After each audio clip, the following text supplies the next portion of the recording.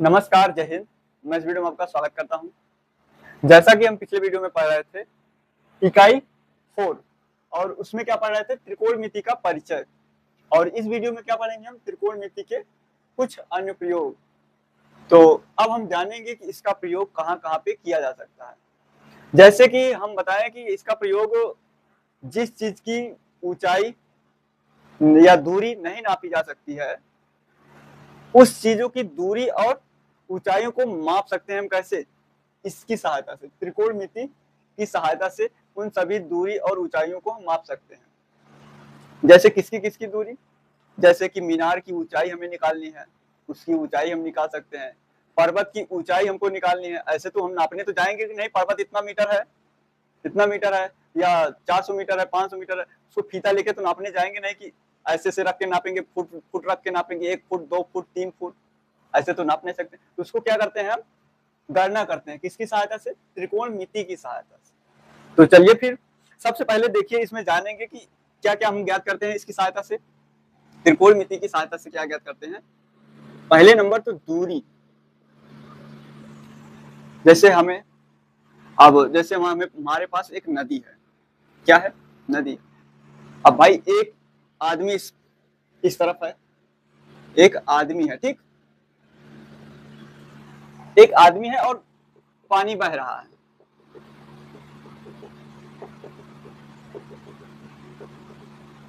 ठीक, अब ये चाह रहा है कि नाव लेके, ये इसकी नाव है, ये सोच रहा है कि नाव लेके हम इस पार चलाएं, और नाव की पानी किस तरफ बह रहा है, ये पानी इस तरफ आ रहा है। ठीक, तो इसकी नाव यहां से यहां के लिए चलेगा, लेकिन क्या इसकी नाव सीधे इधर चली जाएगी, यहां सीधे पहुंच जाएगी? बताइए, थोड़ा दिमाग लगाइए। नहीं आ पाएगी ना, क्योंकि पानी का बहाव इस तरफ है, तो नाव भी बहाव की दिशा में चलेगी, तो ये लगभग तिरछी चलेगी। ठीक, और जब तिरछी चलेगी, जो इसके बीच का कोण होगा और इसके बीच की जो कोण होगा, इसी के द्वारा हम क्या करेंगे कि इसको हम ऐसे मिला देंगे। अब देखो हमारे पास क्या बना, समकोण त्रिभुज बन गया कि नहीं समकोण त्रिभुज। अगर हम यहाँ से आसानी से ज्ञात कर सकते हैं भाई, यहाँ पे कितने अंश के कोण बना के हम निकल रहे हैं, किसी चीज कहीं भी जाना है डायरेक्शन तो हमको पता ही है कि चलो इतनी इसी तरफ चलते हैं। तो यहाँ से अगर हम निकलते हैं तो यहाँ जो जितना यहाँ पे कोण होगा उतना यहाँ पर भी कोण होगा। ठीक, ये क्यों होगा अभी हम बताते हैं क्यों होगा। ये चीज को एक बार ध्यान में रखना कि ये बराबर क्यों होता है, अभी बताएंगे, इसको आगे बताएंगे ये बराबर क्यों होता है। ठीक, तो अगर हम ऐसे चलते हैं, इसकी दूरी तो हम नाप ही लेंगे नाव के द्वारा, इसकी दूरी नाप लेंगे और कोण नाप लेंगे, तो हम आसानी से इसकी एग्जैक्ट जो एक सिरा से दूसरे सिरे की अगर हमें रस्सी लगानी है तो इसकी हम दूरी ज्ञात कर सकते हैं कि हमें कितनी मीटर रस्सी या कितने किलोमीटर रस्सी लगेगी। ठीक, किसकी सहायता से, त्रिकोणमिति की सहायता से। अगर हमें क्या पता हो, यहाँ से दूरी पता चल जाएगी, यहाँ से कोण पता चल जाएगा, और फिर उसके बाद हम इसमें फार्मूला लगा देंगे। और फार्मूला क्या होगा, वही साइन यूज होने वाले हैं, कॉस यूज होने वाले हैं, टेन यूज होने वाले हैं, कॉट और कॉसेक और सेक। तो ये सभी त्रिकोणमितीय अनुपातों को ही हम यूज करके यहाँ पे इसकी दूरी को निकाल सकते हैं। अब इसी प्रकार मीनार की ऊंचाई हमें निकालनी है, किसकी, ये हमारे पास मान लो कोई मीनार है। ठीक, मीनार तो लग नहीं रहा है लेकिन मीनार ही समझ लेना, हम लोग गणित के छात्र हैं तो मान लेंगे ये मीनार है। ठीक, अब यहाँ पे कोई सूर्य है, ठीक, यहाँ पे कोई सूर्य है। अब जब सूर्य ऊपर चमकेगा तो भाई मीनार की कोई ना कोई परछाई बनेगी, सीधी सी बात है, परछाई बनेगी। ठीक, इसकी परछाई मान लो ये, सॉरी ये तिरछा बन गया, इसको देखिए, इसकी परछाई ये है। ठीक, इसकी परछाई यहां तक आ रही है, कहां तक आ रही है इसकी परछाई, यहां तक। अब इसके बाद ये देखिए, ये इसके बीच से मीनार की दूरी है, परछाई से मीनार के बीच की दूरी है ये, और ये क्या है, ये इसकी परछाई है। ठीक, तो हमें क्या निकालना है, इसकी लंबाई ज्ञात करनी है। मीनार की। तो यहाँ पे हम आसानी से कोण पता कर सकते हैं, आसानी से भाई यहाँ पे परछाई बन रहा है और उसकी मीनार के आधार के सीधे में हम आराम से कोण नाप सकते हैं, तो नाप लेंगे। और फिर इसकी लंबाई भी हमें पता चल जाएगी, भाई ये तो नीचे ही रहेगा ना, इसको तो हम नाप ही सकते हैं इसकी परछाई को। तो यहाँ पे हम इसकी परछाई नाप लेंगे, यहाँ पे कुछ वैल्यू आ जाएगा और यहाँ पे हमें इसको मान लेंगे एच, और इसको मान लेते हैं, चलो इसको थीटा मान लेते हैं, इस जो कोण बन रहा है वो थीटा मान लेते हैं, और इसको मान लेते हैं हम क्या, ये इसे यक्स मान लेते हैं, इसे थीटा, इसे एच, इसे यक्स। अब मान लो हम नापे हैं कोई परछाई से मीनार के आधार की दूरी के बीच की दूरी को हमने यक्स नापा है, और इसको हमें पता नहीं है तो इसको हम मान लेंगे एच, और इसका कोण भी हमने मान लिया है कितना आया होगा, थीटा मान लिया। इसमें फार्मूला कौन सा लगा देंगे, tan थीटा। ये क्या हो जाएगा, ये लंब हो जाएगा, इसको लंब मानेंगे, इसको आधार मानेंगे, तो सीधे सीधे tan थीटा का फार्मूला लगाएंगे, क्या होता है, आधार बटा लंब बटा आधार, सॉरी लंब बटा आधार होता है, h बटे x हो जाएगा। अब इसे थीटा का मान हमें पता होगा, तो यहाँ पे रख के tan जितने अंश होगा उसका मान निकाल लेंगे, यक्स हमें पता ही होगा तो पक्षांतर करके x tan थीटा बराबर h, इस फार्मूले से हम आसानी से यक्स का मान ज्ञात कर लेंगे। ठीक, इसमें यक्स भी पता है हमें और थीटा भी पता है। ठीक, यक्स और थीटा पता है तो फार्मूले में रख के हम पता कर लेंगे। ये हो गया, ये नदी से संबंधित हो गया, ये मीनार से हो गया। इसी के सेम इसी तरह हम पर्वत की ऊंचाई भी निकाल सकते हैं, पर्वत की ऊंचाई भी इसी प्रकार निकाल सकते हैं। अब बात आती है कि ये और ये बराबर क्यों। ठीक, तो सबसे पहले नंबर तो चलिए हम मान लेते हैं, देखिए ये है एक बिजली का खंभा है, ठीक,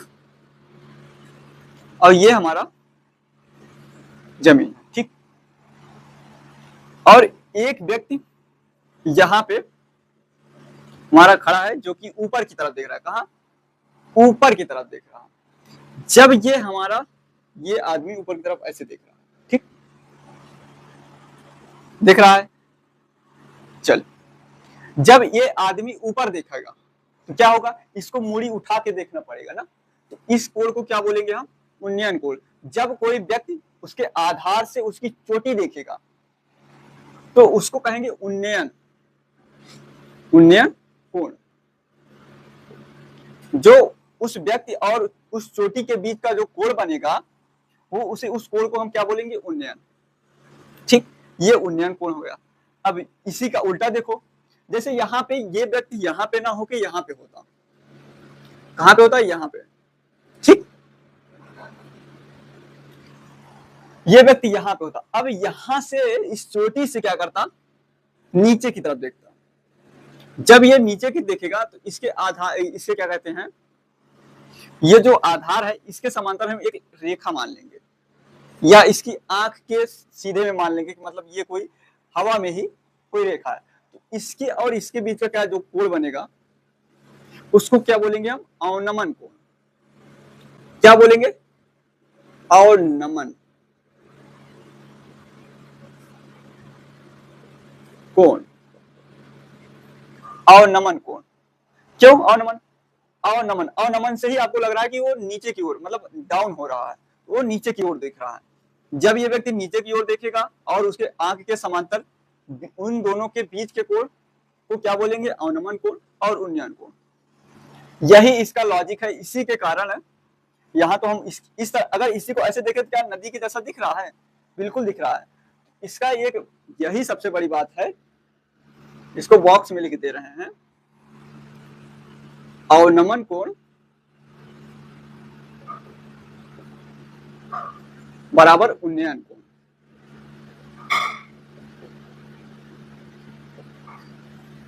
उन्नयन यहाँ पे, ठीक, उन्नयन, ये इसी के कारण है। जब अवनमन कोण और उन्नयन कोण बराबर होंगे तभी हम ये बोल रहे थे कि यहाँ और ये दोनों कोण बराबर होंगे। ऐसा क्यों है, जब हम सवाल को सॉल्व करेंगे तो आपको ये कंडीशन भी सेटिस्फाई होते हुए आपको दिखेगी, ठीक, और ये भी है इसी को जब आप 9th में पढ़े होंगे तो इसी को एकांतर कोण बोलते हैं। एकांतर कोण, एकांतर कोण क्या है? इसके पहले शीर्षाभिमुख जान लो। इसके सामने का ये दोनों कोण बराबर होंगे। किस नियम से? शीर्षाभिमुख नियम से। ये इसके सामने का ये कोण बराबर होगा, इसके सामने का ये कोण बराबर होगा। ये क्या है? शीर्षाभिमुख कोण। और दूसरा कंडीशन क्या आप 9th में पढ़े हैं? जब दो समांतर रेखाएं हो, जब दो समांतर रेखाएं हो और उनको कोई एक तिर्यक रेखा काटती हो। ये कोई है तिर्यक रेखा है, ये क्या है? तिर्यक रेखा है। ये है दोनों समांतर रेखाएं। जब दो समांतर रेखाओं को एक तिर्यक रेखा काटती है तो उनके एकांतर कोण बराबर होते हैं। एकांतर क्या है? यही है एक अंतर। ठीक, एक अंतर, ये इसी को बोलते हैं एकांतर कोण। या आपको ऐसे भी देख सकते हैं, ये कोण इसके बराबर होगा। ठीक, ये कोण इसके बराबर होगा। इस पे चलो हम एक लाइन खींच देते हैं। ये कोण इसके बराबर, ये कोण, ये सब क्या है? एकांतर कोण है। आप 9th में पढ़े थे एकांतर कोण के नाम से, और यहाँ पे क्या पढ़ना है? अवनमन और उन्नयन, वही चीज है। ये दो क्या है? ये दो समांतर रेखाएं हैं। ये दो समांतर रेखाएं हैं। ये कोई तिर्यक रेखा है, ये कोई तिर्यक रेखा है, काट रही है इस समांतर रेखाओं को। तो इसको क्या बोल सकते हैं हम? एकांतर कोण है। इसके वजह से भी बराबर होगा। बस यहाँ पे नाम क्या दे दिया गया है? यहाँ पे त्रिकोणमिति के अनुप्रयोग में अवनमन कोण और उन्नयन कोण। तो इतना आप समझ गए होंगे। ठीक, तो अब उसके बाद ये भी जान लो, इस रेखा को क्या बोलते हैं? ये अभी तक तो हमने बताया कि समांतर रेखा है। ठीक, इसको बोलते हैं क्षैतिज।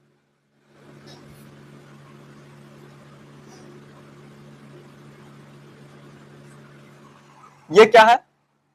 क्षैतिज। ये कैसी रेखा है? क्षैतिज रेखा है। और ये ऊर्ध्वाधर,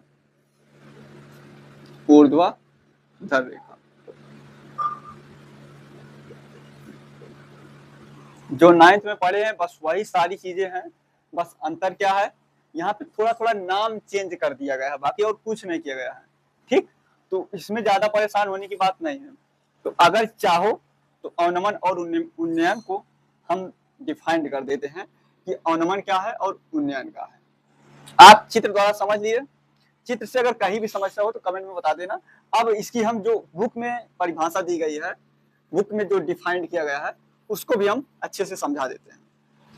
इसको थोड़ा मिटा देते हैं पहले। चलिए देखते हैं उन्नयन कोण। कुछ है नहीं उन्नयन कोण, बस वही है क्या जो अभी हमने समझाया है, उसी को थोड़ा सा किताबी भाषा में देखते हैं। उन्नयन कोण, इसमें भी क्या है? एक्सपेरिमेंट के द्वारा लिखा गया। इसमें जो बुक में दिया गया है वो एक्सपेरिमेंट करके दिया गया है। जैसे मान लो कोई व्यक्ति है, इसमें भी यही लिखा है, यदि कोई व्यक्ति, क्या लिखा हुआ है? यदि कोई व्यक्ति, और यही इसकी परिभाषा भी हो जाएगी, ये भी ध्यान देना। एक्सपेरिमेंट के साथ साथ यही इसकी परिभाषा हो जाएगी। यदि कोई व्यक्ति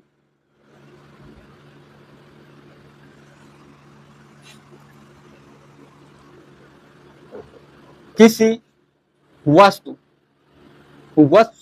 से तात्पर्य क्या है? कोई भी पहाड़ हो या मीनार हो या खंभे की ऊंचाई हो या दीवार की ऊंचाई हो, तो वो सब किस में आ जाएंगे? वस्तु में हम लिख दिए हैं। ठीक, किसी वस्तु के आधार से, क्या लिखा है? यदि कोई व्यक्ति किसी वस्तु के आधार से उसकी ऊंची, उसकी मतलब उस वस्तु की ऊंची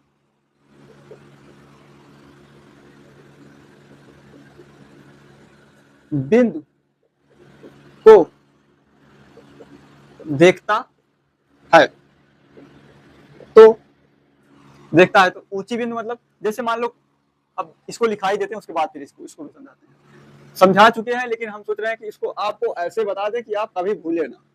ठीक, देखता है तो उसकी आंख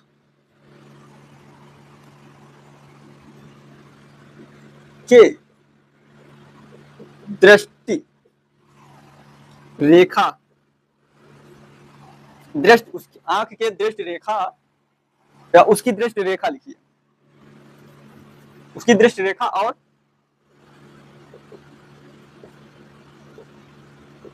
क्षैतिज ये जा है। ठीक, क्षैतिज रेखा के बीच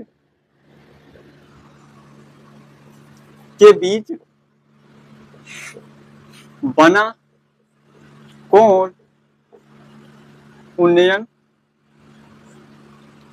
कोण कहलाता है। क्या लिखा है? यदि कोई व्यक्ति किसी वस्तु के आधार से उसकी ऊंची बिंदु या ऊंचे पॉइंट या टॉप बिंदु से मतलब ये है कि जैसे ये कोई, ठीक, ये कोई वस्तु है, वस्तु मतलब ये कोई पहाड़ है या खंबा है, कुछ भी हो, और उसके आधार से खड़ा होके क्या है देखता है उस ऊंचे बिंदु। अब यहां से देखेगा तो यहां से भी देख सकता है, लेकिन हम मानेंगे यहां से, चलो हम मान लेते हैं यहां पे खड़ा होकर देख रहा, तो ये यहाँ पे आंख है और यहां से देख रहा है, तो ये क्या है? ये दृष्टि रेखा है। इस रेखा को क्या बोलेंगे? अगर हम यहाँ पे आंख बना दें,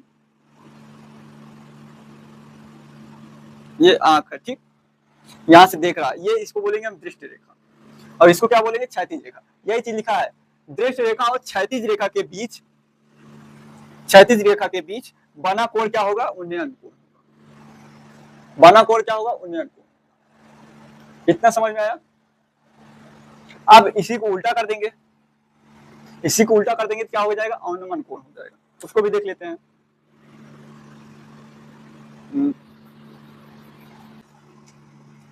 अवनमन कोण, क्या?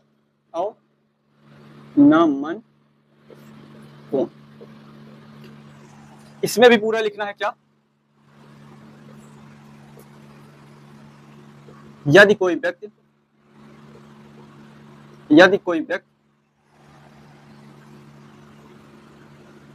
किसी वस्तु के ऊंचे बिंदु से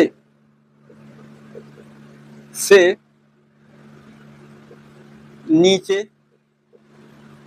देख रहा है, तो नीचे देख रहा है तो उसके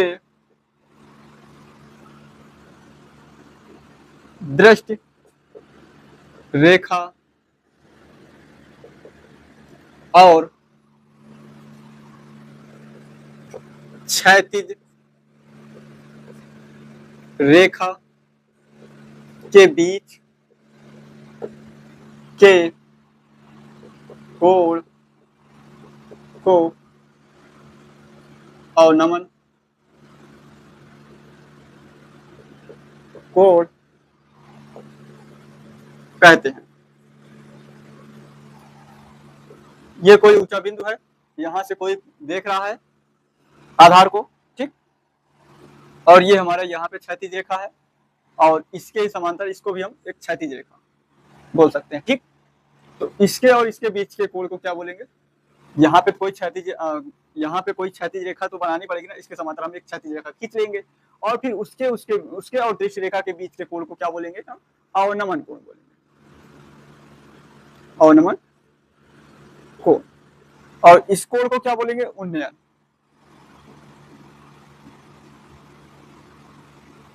कोण। और ये दोनों बराबर होंगे कोण, ठीक। अब इसी पे हम सवाल लेंगे, ठीक, सवाल लेंगे, उदाहरण लेते हैं, और इसके सवाल छोटे छोटे भी हैं। जो छोटे सवाल है वो बहुविकल्पी में पूछे जाते हैं, और जो बड़े सवाल है वो आपके लॉन्ग सवाल में पूछे जाएंगे, 5 नंबर में पूछा जाएगा। ये भी है, जो इसके बड़े सवाल है अच्छे सवाल बनते हैं, बहुत अच्छे अच्छे सवाल बनते हैं कि मीनार की ऊंचाई ज्ञात कीजिए, पहाड़ की चोटी की ऊंचाई ज्ञात कीजिए, खंभे की ऊंचाई ज्ञात कीजिए, दीवार की ऊंचाई ज्ञात कीजिए। इस तरीके का सवाल मिलेंगे, तो उसमें कुछ चीजें दिया रहेगा और कुछ चीजें अननोन रहेगा, मतलब उसकी ऊंचाई या उसकी परछाई की लंबाई, ठीक, या बोलेगा दृष्टि रेखा की लंबाई, क्या बोलेगा, दृष्टि रेखा की लंबाई। इस मतलब का एक प्रकार से समकोण त्रिभुज ही तो बनता है हमारा। और एक बात ये भी बता चुके हैं, त्रिकोणमिति मतलब समकोण त्रिभुज में, त्रिकोणमिति में कुछ भी होगा वो कहाँ किस त्रिभुज में होगा, वो समकोण त्रिभुज में होगा। चलिए इसको मिटाते हैं, फिर उदाहरण नंबर 1 लेते हैं।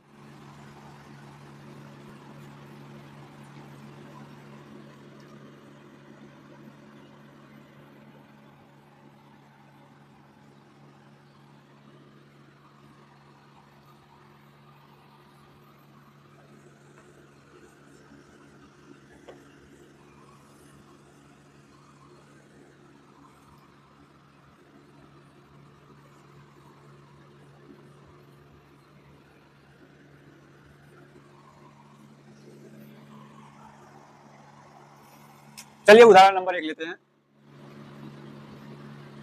उदाहरण नंबर 1 क्या कह रहा है, क्या लिखा है, सूर्य का उस समय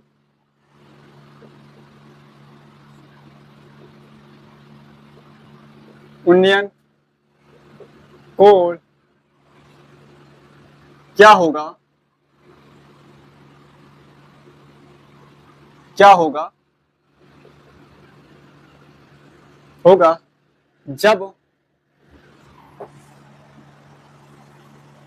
जब h मीटर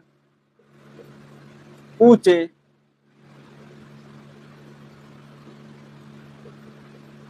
ऊंचे एक खंभे की छाया की लंबाई √3 इंटू एच हो। ठीक, क्या कह रहा है, सवाल को इस तरीके के सवालों को सबसे पहले पढ़ा करो, कम से कम 2 बार पढ़ा करो। एक बार पढ़ोगे तो आपको सवाल समझ नहीं आएगा, दूसरी बार जब पढ़ोगे तो आपको कुछ ना कुछ जो चीजें ज्ञात होंगी वो पता चलेंगी। इसमें क्या दिया है, h मीटर ऊंचे खंभा है, ये क्या है, खंभा है, और यहाँ सूरज है, ठीक, ये क्या है, सूरज है, ठीक, और इसकी छाया की लंबाई क्या है,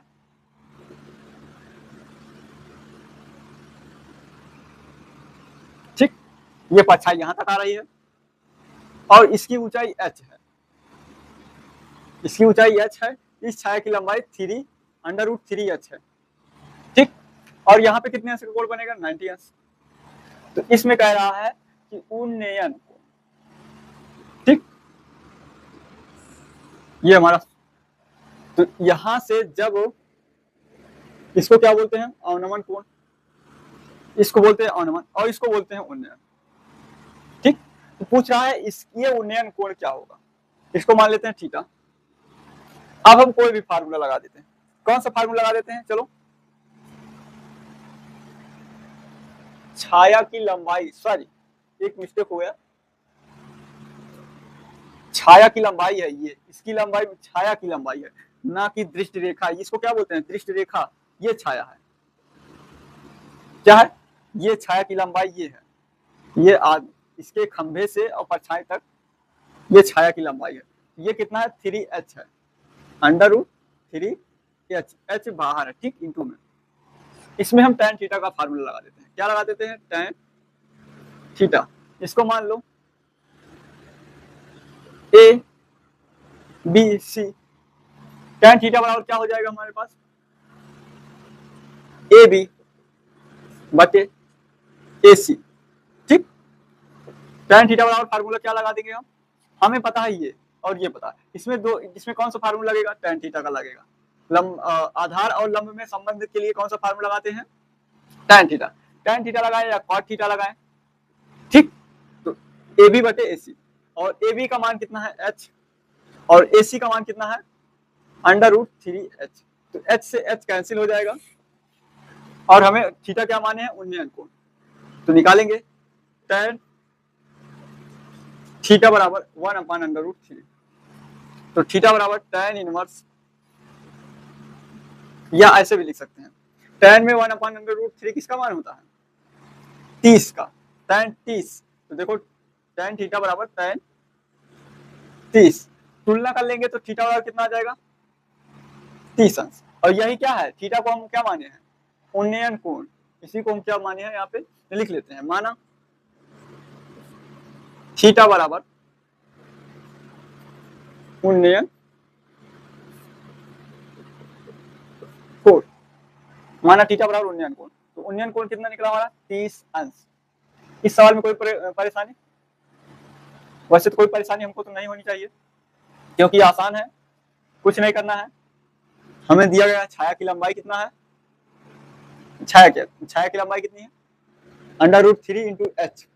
तो छाया की लंबाई हो गई, ये ब्रैकेट में यहाँ पे लिखो छाया की लंबाई, ठीक। ये इस खंभे की ऊंचाई है, ये क्या है, खंभे ए बी क्या है, एक खंभा है, ठीक। ये उन्नयन कोण है, इसको बोलेंगे अवनमन कोण। उन्नयन कोण अवनमन कोण बराबर होता है, तो इसलिए 30 अंश बराबर 30 अंश। उन्नयन पूछे या अवनमन पूछे, आप निकालेंगे उन्नयन कोण अवनमन कोण बराबर होगा, तो आपका आंसर सही होगा, ठीक हो गया। चलिए मिटाते हैं इसको। अब देखेंगे हम दूसरा उदाहरण, ठीक। दूसरा उदाहरण देखेंगे, धरती पर एक मीनार है। क्या है, एक मीनार है, मीनार ऊर्ध्वाधर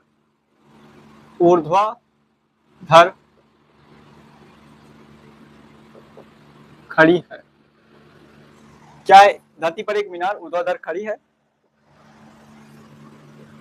धरती के एक बिंदु से कामा जो मीनार के आधार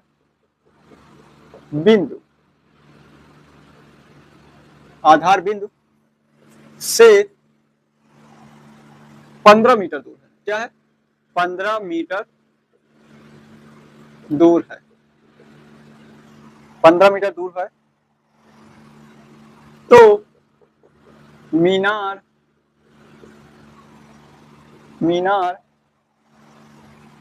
के शिखर का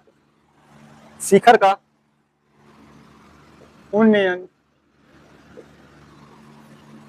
कोण 60 अंश है। मीनार की ऊंचाई ज्ञात कीजिए।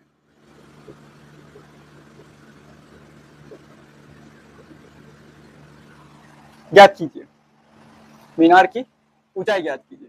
चलिए देखते हैं, ये हमारे पास कोई एक मान लेते हैं मीनार है, ठीक। ये हमारे पास क्या है, मीनार है, और इस मीनार के शिखर का उन्नयन कोण क्या है,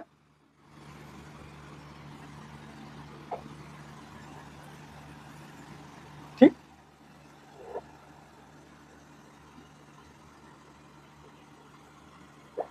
तिरछा बन जा रहा है बार बार, अभी भी तिरछा, चलो कोई बात। देखिए उन्नयन कोण कितना है, 60 अंश। उन्नयन कोण कितना है, 60 अंश है।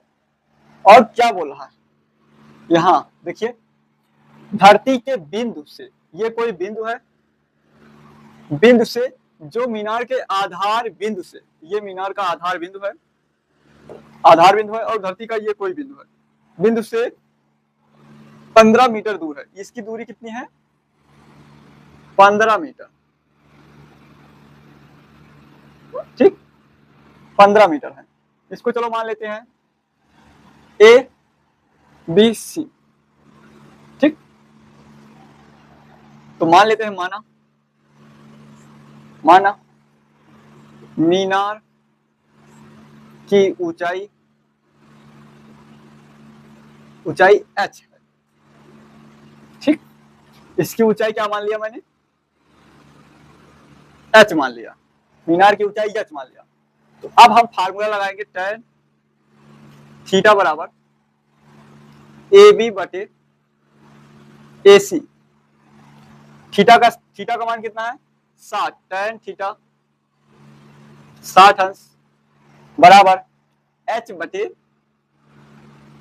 15। और tan 60 का मान कितना होता है √3 बराबर h बटे 15। तो h को इधर रखो, h और इधर 15 भाग में है तो उधर जाएगा तो पूरे में, तो 15 √3 मीटर। हमने h को क्या माना है मीनार की ऊंचाई, h को क्या माना है मीनार की ऊंचाई है। तो आपको समझ में आ गया कि मीनार की ऊंचाई हम कैसे निकालेंगे। बस हमें कुछ नहीं करना है, कुछ करना है नहीं। अगर हम और ऐसे दैनिक जीवन में भी प्रयोग कर सकते हैं, तो आप कॉपी पेन देख के कॉपी पेन से आप आसानी से किसी की भी परछाई या लंबाई आप नाप सकते हैं। जैसे देख लीजिए, किसी दीवाल है कोई, आप देखिए दीवार की परछाई या अपनी परछाई, सूरज में खड़े हो जाइए और देखिए, और एक व्यक्ति को कह दीजिए कि उसका जैसे जैसे आपकी परछाई जाए वैसे कोण बना, वैसे लाइन खींच दी, वैसे इधर एक सीधी लाइन खींच दे और उस जमीन जिधर आप मुंह करके खड़े हो और उधर से लाइन खींच दे और उन दोनों के बीच का कोण ज्ञात कर ले। ठीक, और कोण ज्ञात कर ले और जहां तक परछाई जाए उसके परपेंडिकुलर एक लंबवत डाल दीजिए, ये चीज लंबवत। ठीक, और फिर इसकी आपको आसानी से पता चल जाएगा कि कितना मीटर है, और इसकी ये क्या होगी एक्चुअल में आपकी लंबाई होगी जो कि आपको जमीन पे दिखेगी। और जब इसकी गणना आप कर लोगे तो आपकी अपनी जब बाद में फिर किसी से इंची टेप से नापोगे अपनी लंबाई, तो आपको अपनी लंबाई जो नापोगे उससे और जो यहाँ पे कॉपी पेन से निकालोगे वो दोनों मान बराबर होंगे, आपकी लंबाई दोनों जगह ही बराबर होगी। तो अब एक बात जान लेना, अगर कोई पूछे आपसे कि साइन थीटा कॉस थीटा पढ़ रहे हो, उसका प्रयोग कहाँ होता है, उसका प्रयोग कहीं दैनिक जीवन में कर सकते हैं, बिल्कुल कर सकते हो। आप कहाँ कर सकते हो, यहाँ पे कर सकते हो। किसी भी चीज की ऊंचाई को मापने के लिए हम त्रिकोणमिति का प्रयोग कर लेते हैं। ऊंचाई और दूरी के लिए हम किसका प्रयोग करते हैं, त्रिकोणमिति का। किसी की ऊंचाई, दीवार की ऊंचाई, खंबे की ऊंचाई, मीनार की ऊंचाई, पर्वत की ऊंचाई, किसी भी की ऊंचाई आप किसके तरीके से ज्ञात कर सकते हैं, त्रिकोणमिति की सहायता से आप आसानी से ज्ञात कर सकते हैं। तो अब आपसे कोई पूछे तो बता देना कि हाँ इसका उपयोग है दैनिक जीवन, और बता देना ये सब। ठीक, तो अब आप भी, लेकिन अब आप बड़े होंगे तो आप भी ये जाके बाद में मत ये कहना कि अरे गणित तो कहीं प्रयोग ही नहीं होती है, गणित फर्जी का है, मतलब क्यों पढ़े गणित को। एक गणित बहुत काम की चीज है, ये जान लेना। ठीक,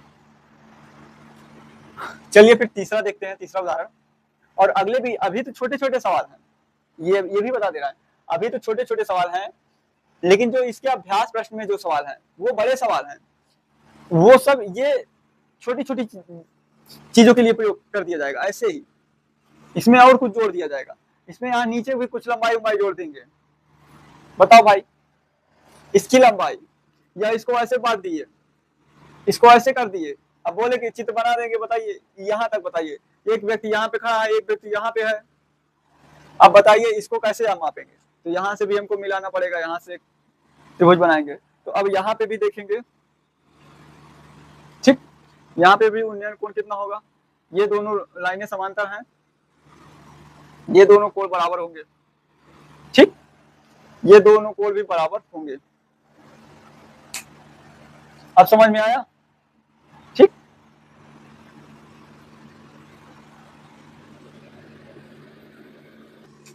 चलो तीसरा उदाहरण देते हैं।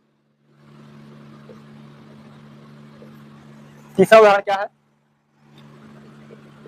15 मीटर लंबी एक सीढ़ी है। क्या है, सीढ़ी है, ठीक, सीढ़ी है,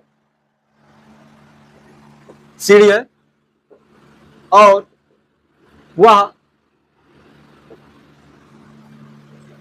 एक दीवार पर चढ़ने के लिए लगाई गई है, ठीक, क्या है, 15 मीटर सीढ़ी है और वह एक दीवार पर चढ़ने के लिए लगाई गई है, ठीक, सीढ़ी और दीवार, ठीक, सीढ़ी और दीवार के बीच का कोण, सीढ़ी और दीवार के बीच का कोण 60 अंश, 60 अंश है, कोण 60 अंश है। तो दीवार की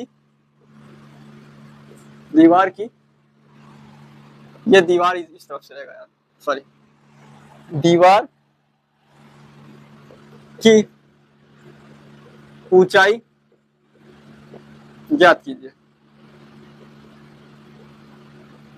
ज्ञात कीजिए, ठीक, देखो क्या है, ये कोई दीवार है और इससे कोई सीढ़ी लगा दी गई, ठीक, ये सीढ़ी है,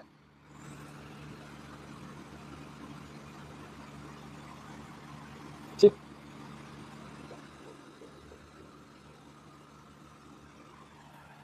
ये सीढ़ी है, ये सीढ़ी है और ये हमारे पास क्या है, और ये हमारा ऐसे कोई दीवार है जिसमें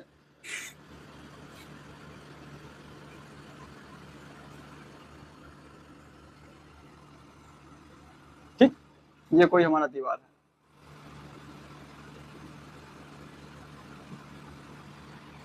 ठीक, ये कोई हमारा दीवार है, इस पर चढ़ने के लिए सीढ़ी लगाई गई है, इस दीवार और सीढ़ी के बीच का कोण कितना है, 60 है, इस दीवार और सीढ़ी के बीच का कोण कितना है, 60 अंश, और सीढ़ी कितनी लंबी है, 15 मीटर सीढ़ी है, 15 मीटर, ठीक, एक प्रकार से देखिए तो ये हमारा समकोण त्रिभुज है कि नहीं, और ये क्या है, हमारा कर्ण है, और हमें क्या ज्ञात करना है, दीवार की ऊंचाई ज्ञात करनी है, और इसको मान लेते हैं h, ठीक, h मान लेते हैं, दीवार की ऊंचाई को h मान लेते हैं, और ये हमारा क्या है, ये हमारा आधार होगा, क्यों आधार होगा, क्योंकि हमें थीटा यहाँ पे दिया हुआ है, और थीटा के सामने का सदैव क्या होता है, लंब होता है, कोण के सामने की भुजा क्या होती है, सदैव लंब होती है, तो इसलिए ये क्या हो जाएगा, हमारा आधार हो जाएगा। तो अब फार्मूला कौन सा लगेगा, कॉस वाला, कॉस लाल बटे कक्का याद नहीं है, लाल बटे कक्का, साइन कॉस टेन, आधार बटे कर्ण, तो कॉस 60 बराबर आधार कितना है, चलो इसको मान लेते हैं ए बी और सी, तो ए बी, कर्ण कितना है बी सी, तो सीधे सीधे ए बी का मान कितना है हमारा, ए बी का मान h है और बी सी का मान कितना है 15, तो cos 60 का मान कितना होता है, cos 60 का मान होता है 1/2, 1/2 बराबर h/15, 15 को इधर भेज देंगे तो 15 इधर भाग में, इधर आएगा गुणे में, तो हो जाएगा h बराबर 15/2, और 15 का आधा कर देंगे तो हमें क्या मिलेगा, लगभग 7.5 मीटर, मतलब दीवार की ऊंचाई कितनी है, h बराबर कितना हो जाएगा 7.5 मीटर, कितना आ रहा है इसकी ऊंचाई, दीवार की ऊंचाई 7.5 मीटर।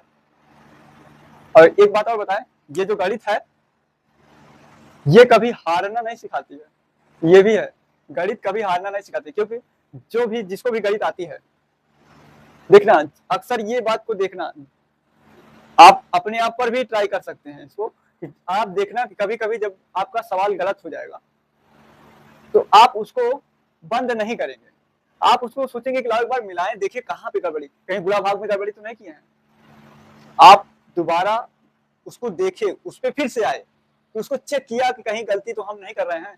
ये गणित वालों की एक सबसे बड़ी खास बात होती है और ये अच्छी बात है। हाँ, किसी चीज में हार न मानना बहुत अच्छी बात है, क्योंकि गणित के छात्र बराबर सवाल को लगाते हैं और जितनी बार नहीं लगता है ना, उतनी बार उस सवाल को देखते हैं कहीं गलत तो नहीं कर रहे हैं। गलत हो जाता है उसको फिर से लगाते हैं। हाँ, लेकिन जिसको गणित नहीं आती है, जिसको जिसको नहीं पसंद है, वो हार मान के छोड़ देता है। तो हार मानने वालों में न बनिए, हार को जीत में बदलने वाला बनिए। आप जब गलतियों को पकड़ेंगे तो जाहिर सी बात है उस सवाल को सही कर ले जाएंगे। और यही जीवन में भी होता है इसी प्रकार से। अगर आप हार मान के बैठ जाएंगे तो कुछ नहीं होने वाला है। हाँ, लेकिन उसी हार से सीख लेके आप जीवन में आगे बढ़ सकते हैं। तो गणित वाले ये बात ध्यान दें कि अपने आप को कमजोर मत समझें। ये यहाँ पे कोड है, ये यहाँ पे कोड है, हाथ रखते रखते देख लिया, ठीक, कोड 60 है, ठीक। तो चलिए फिर, वीडियो अच्छा लगा। हाँ, एक बात और है, 15 अगस्त के लिए तैयार हो जाइए। 15 अगस्त को आपको कुछ ऐसी बातें जानने को मिलेंगी कि जो शायद आप सुने हो, जहां तक चांस है कि नहीं ही सुने होंगे। और बहुत सी ऐसी बातें हैं कि जो हम अपने देश के बारे में नहीं जानते, देश के शहीदों के बारे में नहीं जानते, और देश के जो हमें स्वतंत्रता मिली है इतनी आसानी से नहीं मिली है। और हमें लगभग देख ही रहे होंगे कि हमारे देश में क्या चल रहा है, उस पर भी चर्चा करेंगे। और हमारा देश जब आजाद हुआ था तब उस समय कैसा था और अब इस समय कैसा है हमारा देश, उस पर भी हम चर्चा करेंगे और उस पर भी आपको कुछ बातें सीखने को मिलेंगी, ठीक। तो 15 अगस्त के लिए तैयार रहिए, जल्द ही मिलेंगे। तो चलिए फिर, वीडियो अच्छा लगा हो तो लाइक कीजिए और ज्यादा से ज्यादा लोगों तक शेयर कीजिए और 15 अगस्त के लिए तैयार रहिए। वीडियो देखने के लिए धन्यवाद।